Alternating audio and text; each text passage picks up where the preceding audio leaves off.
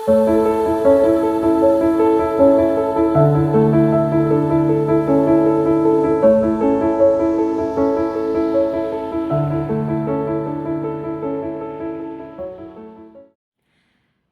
selamat siang.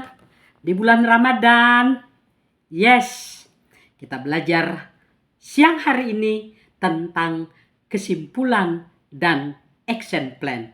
Saya Arta Sinamo dari Masyarakat Coach Indonesia. Kita akan membahas tentang kesimpulan dan action plan.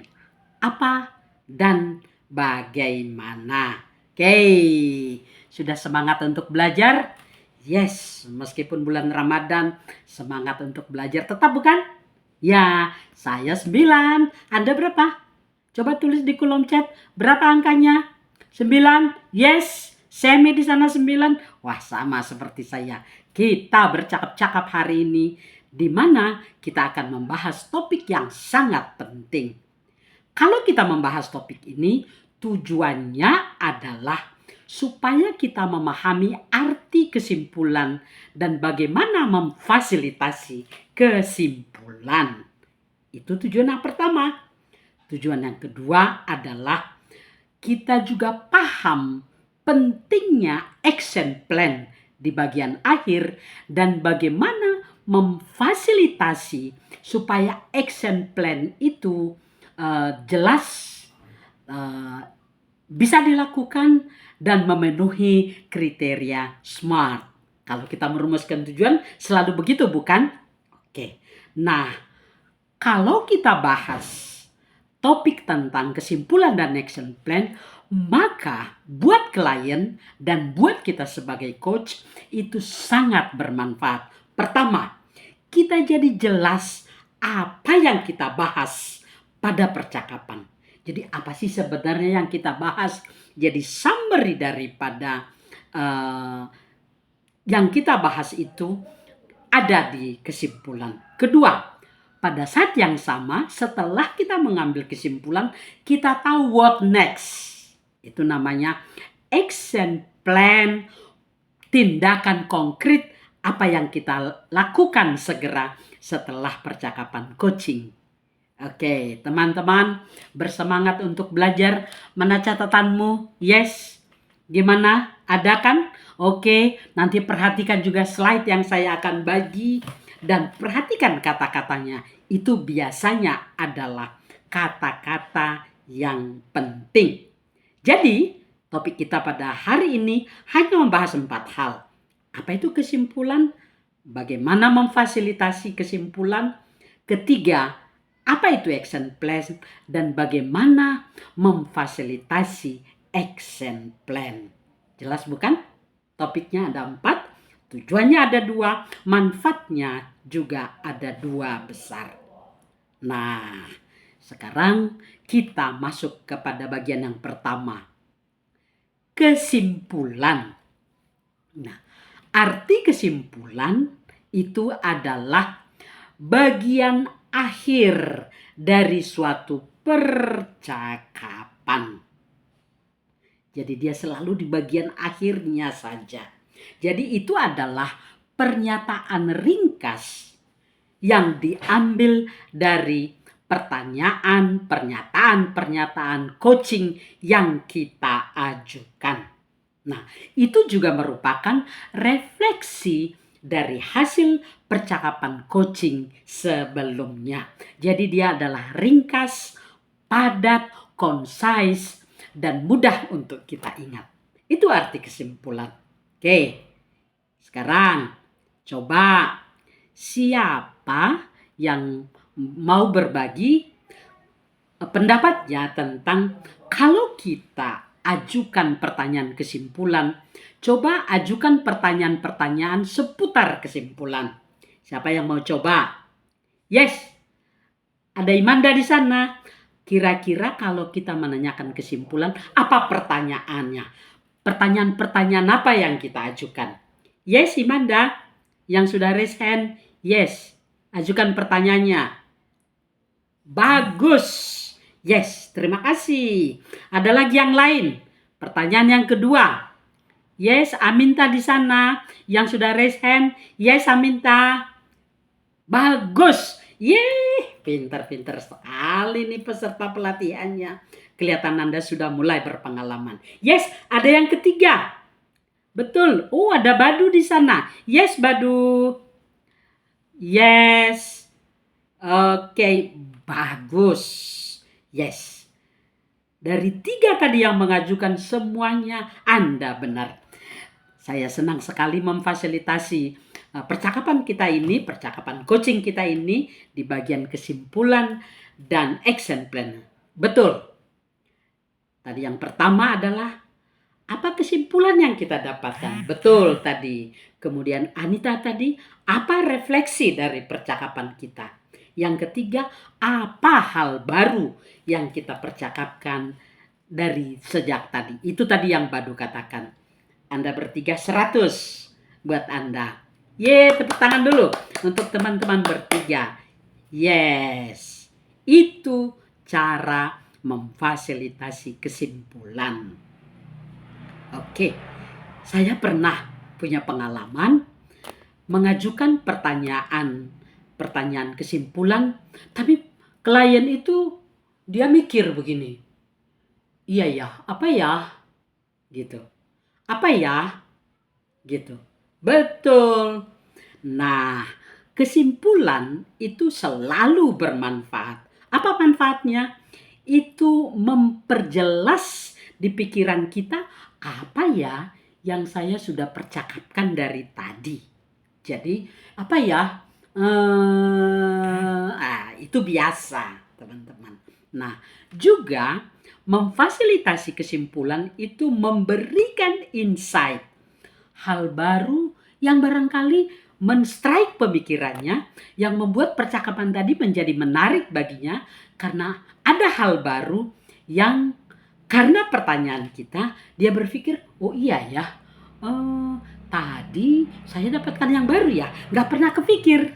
Nah, itu memberikan insight bagi klien untuk memperjelas apa yang akan dilakukan kemudian. Jadi pertanyaan-pertanyaan kita itu mendorong klien akhirnya mendapatkan hal baru. Itu kita tanyakan pada bagian kesimpulan. Oke, ada 2 tadi ya. Memperjelas apa yang didapat dari percakapan, memberikan insight atau hal baru yang didapat oleh klien selama percakapan. Itu manfaatnya. Oke. Anda pernah punya pengalaman bagaimana membuat kesimpulan? Siapakah yang melakukan kesimpulan menurut Anda? Yes? Yes? Anita di sana. Menurut Anda siapa yang paling bagus membuat kesimpulan? Betul. Peserta atau klien atau yang mengikuti coach. Bukan kita. Tahu kenapa itu penting? Karena kalau di pikiran klien itu jelas, maka mudah nantinya dia untuk mendapatkan sesuatu dari hasil percakapan kita. Jadi nggak hanya sekedar omong-omong, tapi di pikiran dia jelas apa yang sudah kita percakapkan. Jadi ini bukan sesi curhat, bukan, tapi memperjelas klien untuk apa yang telah dia dapatkan. Clear bukan? Adakah pertanyaan di sesi bagian kesimpulan ini? Yes. Oh ya, ada Hulman di sana. Ayo Hulman, ajukan pertanyaannya. Pertanyaannya keren nih. Yes. Wah, Hulman pertanyaannya bagus. Itu nanti kita bahas pada bagian berikutnya. Terima kasih. Ada lagi kah yang bertanya? Yes. Yes. Hamidah di sana. Yes, Hamidah. Wow, pertanyaan Anda reflektif sekali ya. Apa gunanya membuat kesimpulan? Betul. Seperti tadi Hamidah sudah ajukan, betul. Ya, saya mengulang kembali ya. Jadi, kalau kita bertanya tentang pertanyaan kesimpulan, itu memperjelas klien apa yang dia dapat selama percakapan. Tadi kita udah 45 menit kan? Sebelum 45 menit kita ajukan pertanyaan. Apa saja tadi ya? Oh iya ya. Oh iya, yang saya dapat adalah bla bla bla bla bla. Betul. Begitu dia. Nah, sekarang kita masuk kepada bagian yang kedua. Tadi tentang kesimpulan, sekarang tentang action plan. Oke, siapa yang mengajukan pendapat? Apa itu action plan? Yes, betul. Ya, Horas di sana, Horas, si Hombing. Yes, action plan itu tindakan nyata, tindakan konkret yang dilakukan setelah klien merefleksikan. Jadi dalam bentuk langkah-langkah yang saya akan lakukan adalah 1, 2, 3. Dari tadi saya berpikir yang segera akan saya lakukan adalah 1, 2, 3. Hey, kalau kita tanya action plan, menurut Anda bersemangat nggak klien untuk memikirkan apa yang dia perlu lakukan? Yes, Anita? Betul jawaban Anda. Pastilah bersemangat. Karena itu gunanya kita lakukan coaching. Apalagi coaching berbayar. Untuk itulah kita dibayar. Dia pengen dapat ideas. Tapi ideas itu sebenarnya dari dia kita ajukan lewat pertanyaan. Sampai timbul tindakan-tindakan bentuk konkret dari apa yang akan dilakukan. Jadi tindakan segera sebagai follow up dari kesimpulan. Jelas teman-teman? Yes? Oke. Sekarang saya minta pendapatnya. Coba tulis di kolom chat. Apa manfaat kalau kita bertanya tentang action plan? Oh ya, sebelumnya. Oh, apa saja ya yang kita tanyakan pada action plan? Betul. Yes, apa saja yang kita tanyakan di action plan? Isinya bisa berisi tentang kapan itu dilakukan, apa yang dilakukan, tujuan yang mau dicapai apa, sumber daya Anda apa buktinya Anda berhasil. Biasanya yang 5 ini. Kapan dilakukannya, apa saja yang dilakukan, tujuannya apa, sumber daya yang Anda punya apa, tanda keberhasilan. Ada 5 rata-rata. Oke. Sebelum kita bahas nanti lebih lanjut, menurut Anda, kalau kita tanya action plan, waktu, tujuan, kapan melakukannya, bagaimana kekuatannya, apa buktinya dia melakukan itu apa manfaatnya menurut Anda? Kalau itu kita tanya. Yes? Harumda di sana yes? Menurut Anda apa Harumda? Betul. Anda betul. Jadi jelas apa yang akan dilakukan segera. Nah, bahkan yang lebih dahsyat adalah hasil percakapan jadi bermuara dalam bentuk tindakan nyata. Ya, ibarat pohon gitu ya. Ibarat pohon, kita udah bercakap-cakap dengan klien. Nah, pohon itu kan pasti dimulai dari bibit. Nah, kita sebenarnya sedang menanam bibit, di mana nanti bibit ini mulai tumbuh kecil-kecil, percakapan itu, lalu klien melakukan action, nanti action ini sedikit demi sedikit bertumbuh, lama-lama action itu menjadi berguna dan berbuah. Itulah manfaat coaching. Jadi, klien membayar kita supaya dia punya motivasi dan jelas apa yang akan dilakukan. Kalau enggak, ngapain bayar mahal? Ya enggak? Yes. Anda punya tarif kan sekarang? Yes. Per jam berapa pengalamannya? Yes. Yes. Hamidah berapa per jam? Malu? Nggak apa-apa. Minimal kita mulai dulu. Udah mulai berbayar ya. Oke, sekali pertemuan dari 100.000, 200, 300. Untuk itulah kita dibayar. Itu gunanya kalau kita bertanya tentang action plan. Oke, masih ingat ya? Apa tadi isinya action plan?